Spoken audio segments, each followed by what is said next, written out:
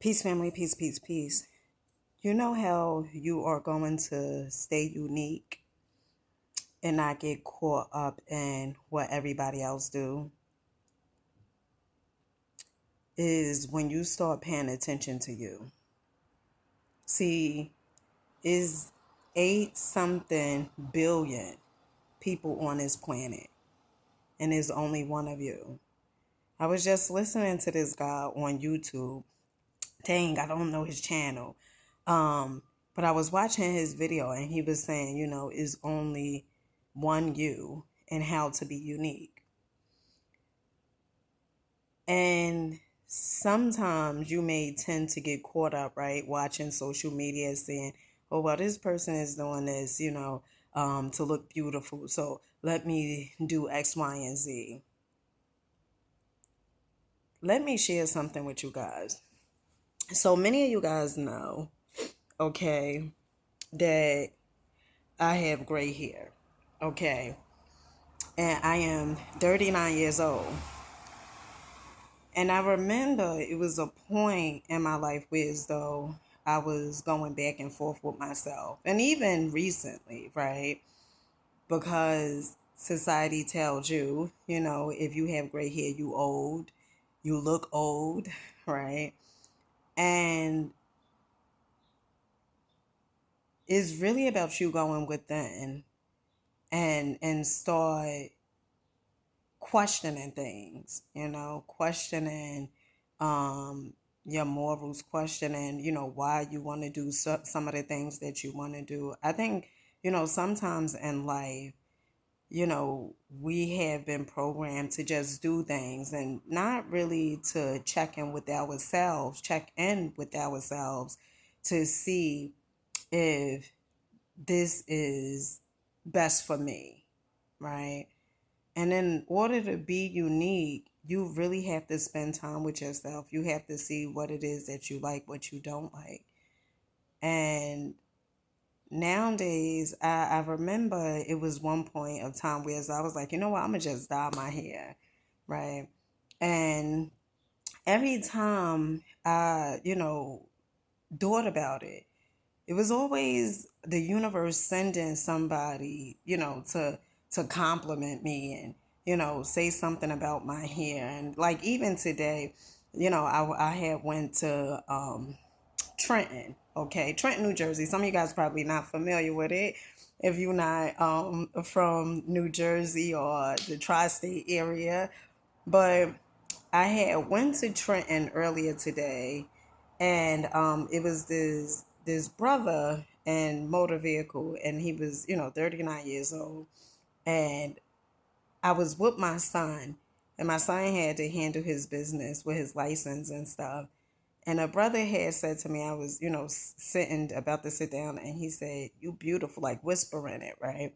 And so as I came from the bathroom, me and him started talking, and he was like, I know if I say you beautiful, I know people your age. I think he thought I was older, I guess because of the hair. And me and him got to talking, and we had some things in common. He was telling me about Billy Carson, and I watch Billy Carson at times and stuff like that. And he was asking me, like my son age and stuff like that. I guess he thought I was a little older. And he was like, he was 39. I was like, I'm 39 too, right? And he was like, oh, okay. He was like, it's like your hair, is beautiful. Like it's gray, but you don't look old. It's like different. And I heard that before. And you have to embrace your uniqueness. You have to ask yourself, am I standing out from the crowd? I never was the type to be, like wanna follow the trend. You get what I'm saying? Now I would do things, okay. But I always wanted my own signature look. I always wanted, like, even when I go buy stuff, right? I want something that not a whole bunch of people have, and things like that. But I want to let you know that there is uniqueness within you. And every time that you try to be like everyone else, you lose your superpowers. You lose your superpowers because trying to be like everybody else, you don't even know who you are. You lose yourself. You lose yourself because you feel like I have to do this in order for people to like me, or I have to be like this person. That person is them already, right? Their spot is taken already. Okay.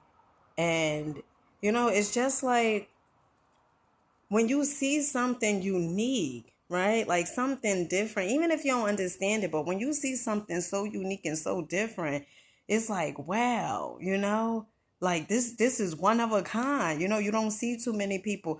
I remember I was doing Uber, and I had picked this Asian guy up from Jersey City. I'm from New Jersey, Jersey City to be exact. And I remember I picked this Asian guy up.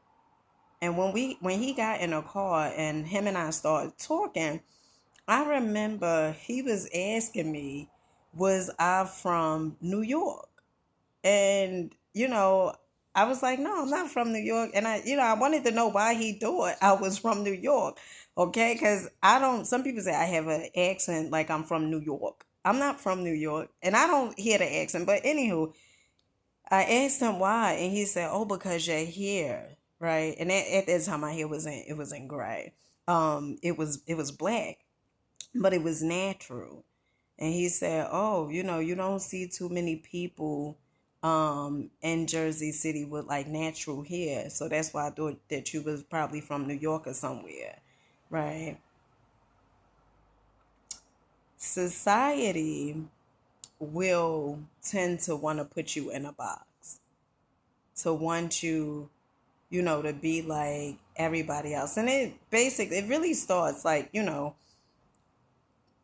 growing up, in a household, you know, pretty much your parents may have wanted you to dress like everybody else or whatever, or when you try to do something different and unique, right? They'll say, oh, why you doing that, right? What the people gonna think of you? And so you become discouraged. Or even in the school system, socialism, everything is supposed to be, we all supposed to be alike. And that's not how the universe, the creator, God, source, whatever you want to call it, that's not how we were meant to be. Because if we was all created to be alike, why do we, each and every one of us, have different thumbprints, right? You got to sit back and ask yourself that. And when you really get to know yourself and start knowing yourself, you're going to start understanding that when you embrace the real you, the unique you, one of the things you're going to understand is this, that if people, and this is what I, thought over the years, even when I first went natural with my hair, I thought this. I said, if people, mainly guys, I don't want anyone who don't want me. I don't want anyone who don't want me. So if certain guys would stay away from me because I'm natural, because of my hair and stuff like that, I'm not gonna change or straighten or, any of those things just so somebody could want me. You know why? Because I want myself. And that's how you have to think of yourself.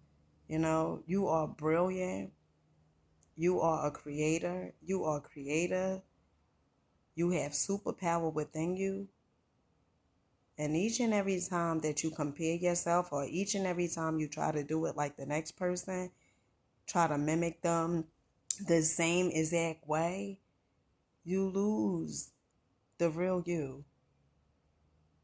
And it becomes a place where as though you don't even know yourself any longer. And so I'm so excited to be on this journey. I don't want to say it's hard. It could be challenging at times, but it's worth it. And with that being said, stay true to you, be you. Remember that there is only one you, and there can never be another. And with that being said, I love you guys. Peace.